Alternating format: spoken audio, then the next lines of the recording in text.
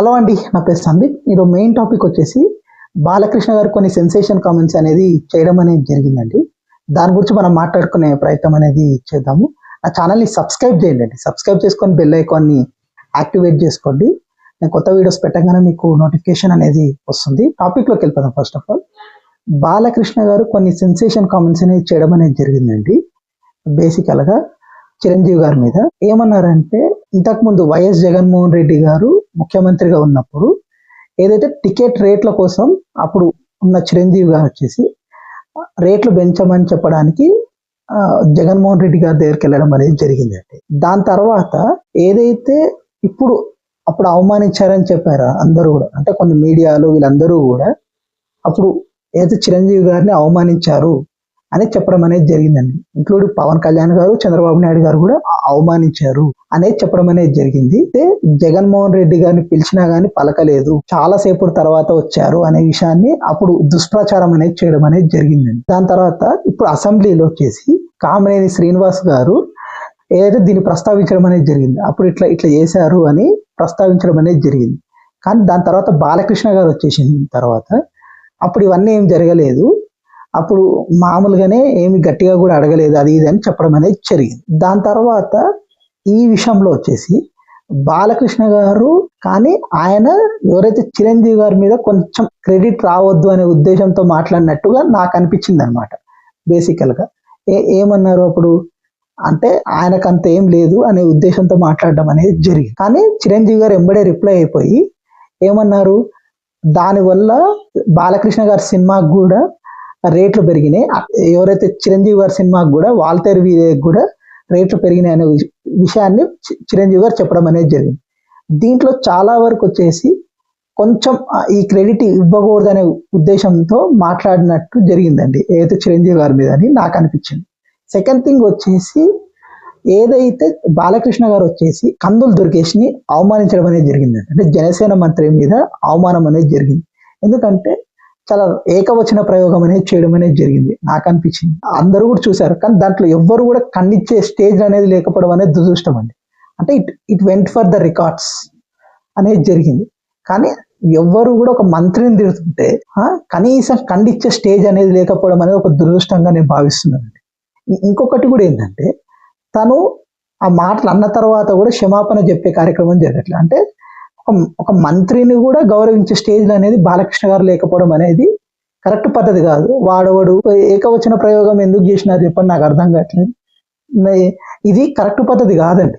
అంటే కందులు దుర్గేష్ గారిని మీరు ఎట్లా అవమానిస్తారండి? ఒక మంత్రిని ఎట్లా అవమానిస్తారు? ఫస్ట్ ఆఫ్ ఆల్ ఇంకొకళ్ళు అయితే ఊకుంటారు. జనరల్ ఎవరైతే జనసేన వాళ్ళు కూడా ఇలాంటి చేస్తున్నప్పుడు కనీసం చెప్పాల్సింది పోయి అందరు కూడా సైలెంట్ గా దిష్టి బొమ్మల్లా నించున్నారు తప్ప, ఇది ఒక మంత్రిని తిడుతుంటే కనీసం ఒక్కరు కూడా వ్యాఖ్య చేయలేదండి. అది విచిత్రంగా అనిపిస్తుంది నాకు ఫస్ట్ ఆఫ్ ఆల్. అది ఇంకోటి ఏంటంటే, చిరంజీవి గారిని కూడా ర్యాష్ గా వెటకారంగా మాట్లాడుతుంటే కనీసం ఎవరు కూడా రిప్లై చేయలేదంటే ఎంత వెటకారంగా నాకు అనిపించింది అంటే అంత వెటకారంగా అనిపించింది ఈ విషయం. ఇంకొకటి వచ్చేసి బాలకృష్ణ గారు వచ్చేసి జగన్మోహన్ రెడ్డి గారి మీద సైకో అని ఒక విషయాన్ని చెప్పడం అనేది జరిగింది. అసలు జగన్మోహన్ రెడ్డి గారి మీద వీళ్ళు ఫస్ట్ నుంచి కూడా ఒక విష ప్రచారం అనేది చేయడం అనేది జరుగుతుందండి, కూటమి నాయకులందరూ కూడా. ఎందుకంటే ప్రతి వార్తలో ఒక విషం జిమ్మడం అనేది అంటే దేవుడు అనేవాడు ఉన్నాడండి. దేవుడు అనేవాడు ఈ రోజు జగన్మోహన్ రెడ్డి గారికి ఫేవర్ చేసింది అనమాట. ఏమైంది? ఇవన్నీ కూడా అబద్ధాలే. అప్పుడు చిరంజీవి గారిని అవమానించిండు, ఇవన్నీ పిచ్చి పిచ్చి మాటలు అన్నీ కూడా అబద్ధాలు అనేది ఇప్పుడు ప్రజలకు చెప్పే కార్యక్రమాన్ని బాలకృష్ణ గారి రూపంలో అనేది చెప్పడం అనేది జరిగింది. అంటే దేవుడు అనేవాడు ఇప్పుడు జగన్మోహన్ రెడ్డి గారికి హెల్ప్ చేయడం అనేది జరిగింది ఈ విషయంలో మాత్రం.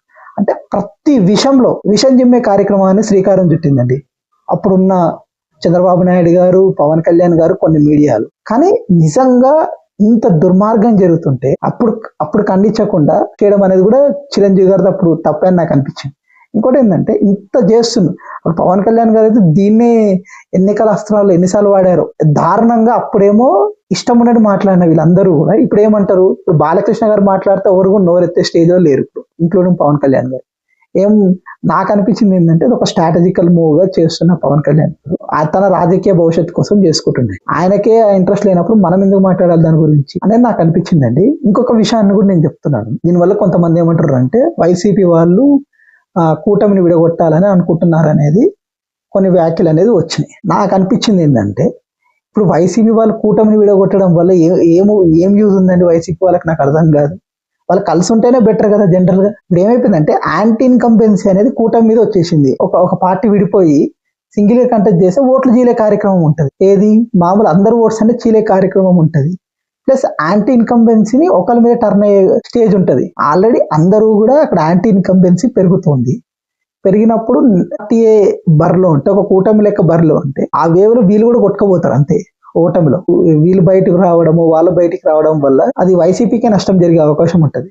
ఎందుకంటే కొంత తటస్థ ఓటుని పవన్ కళ్యాణ్ గారు గుంజగల స్టేజ్ ఉందండి. అయితే కాపుల ఓటు అయినా కానీ అలాగే కొంచెం తటస్థ ఓటుని కూడా గుంజే అవకాశం ఉంది. ఉన్నప్పుడు అది కూటమిలో ఉంటే ఆ వ్యతిరేకత వల్ల ఆ ఓటు ఏదైతే ప్రతిపక్షానికి ఎక్కువ టర్న్ అయ్యే అవకాశం ఉంటుంది. కాంగ్రెస్ పార్టీకి టర్న్ కాదు యాక్చువల్ గా, అలాగే సిపిఎం సిపిఐ కూడా టర్న్ అయ్యే స్టేజ్ ఏం లేదు పెద్దగా ఆ వ్యతిరేకత ఓటు. ఇప్పుడు పవన్ కళ్యాణ్ గారు ఓటు అనేది ఆయన బయటకు వచ్చేస్తే, ఏదైతే కూటమి బయటకు వచ్చేస్తే ఆ ఓటు అనేది కొంచెం షిఫ్ట్ జనసేనకు కూడా వచ్చే అవకాశం ఉంది నా అభిప్రాయం వచ్చి. ఎందుకంటే ఎప్పుడైనా కానీ ఇంతకుముందు జనసేన కొంచెం వీక్గా ఉండేది. ఇప్పుడు ఒక స్ట్రెంగ్తన్ గా కొంచెం అవడం వల్ల యాంటీ ఇన్కమ్ బయటకు వచ్చేస్తే యాంటీ ఇన్కంబెన్సీ ఓటు కూడా కొంచెం టర్న్ అయ్యే అవకాశం ఉంటుంది. అప్పుడు కొంచెం వైసీపీకే ఎక్కువ డ్యామేజ్ అయ్యే అవకాశం అనేది ఎక్కువగా ఉంటుంది నా అభిప్రాయం. అది ఎవరు కూడా యాక్సెప్ట్ చేయకపోవచ్చు, కానీ నాకు అనిపించింది. అదే కూటమిలో ఉంటే ఏదైతే వ్యతిరేకత పెరిగే కిందికి డౌన్ అయ్యే అవకాశం. ఇప్పుడు పవన్ కళ్యాణ్ గారే ఉన్నారు, లాస్ట్ టైం లాగా అంత అగ్రెసివ్ ఇప్పుడు చెప్పలేరుగా. ఏమని చెప్పగలరు చెప్పండి ఒక మాట. అధికారంలో వచ్చేసిన తర్వాత ఆయన చేసింది ఏంది కూడా అడిగే అవకాశం ఉంటుంది నెక్స్ట్ ఎన్నికలప్పుడు. ఇప్పుడు ఏం జరగట్లేదు, అంత ఆశించిన స్థాయిలో ఏం జరుగుతుంది చెప్పండి. అప్పుడు సంక్షేమ పథకాలు కానీ ఇప్పుడు సంక్షేమ పథకాలు తక్కువనే ఇస్తున్నారు యాక్చువల్ గా, నిజం చెప్పాలి అంటే నా అభిప్రాయం. ఇంకా అదనంగా ఏం జరుగుతుంది, అభివృద్ధి కూడా అంతగా ఏం జరగట్లేదు. జరగనప్పుడు యాంటీ ఇన్కంబెన్సీ ఓట్ అనేది ఇప్పుడు జగన్మోహన్ రెడ్డి గారికి టర్న్ అయ్యే అవకాశం అనేది ఎక్కువగా ఉంటది. ఇప్పుడు అదే జనసేన మాత్రం కంపల్సరీగా బయటకు వచ్చేసింది అనుకో, అది కొంచెం పాటు వరకు యాంటీ ఇన్కంబెన్సీ ఓటు కొంచెం పాటు వరకు జనసేన కూడా టర్న్ అయ్యే అవకాశం. అంటే అప్పుడులా వీక్ గా లేదు కదా జనసేన కూడా, అదొకసారి ఆలోచించాల్సిన అవసరం ఉందండి. ఓవరాల్ గా వచ్చేసి బాలకృష్ణ గారు వచ్చేసి ఈ విషయంలో అయితే చాలా తప్పు చేయడం అనేది జరిగింది. కూటమికి నష్టం చేసే కార్యక్రమం అనేది ఎక్కువగా చేయడం అనేది జరిగింది. నుంచి క్షమాపణ చెప్పే కార్యక్రమం కూడా జరగట్లేదు. తర్వాత కామినేని శ్రీనివాస్ గారు చెప్పంగానే రిమూవ్ చేశారు అనుకోండి, అది వేరే విషయం. కానీ బాలకృష్ణ గారు కనీసం క్షమాపణ చెప్పి ఇంకోసారి రిపీట్ కాదని చెప్తే అయిపోయింది. కానీ బాలకృష్ణ గారు మాత్రం అలాంటి చెప్పే కార్యక్రమం చేయరు. ప్లస్ ఇంకోటి ఏంటంటే ఒకప్పుడు రెచ్చిపోయిన పవన్ కళ్యాణ్ గారు కూడా ఏం చేసేది ఏముండదు, జస్ట్ డైలాగుల వరకే ఉంటాయి అన్ని.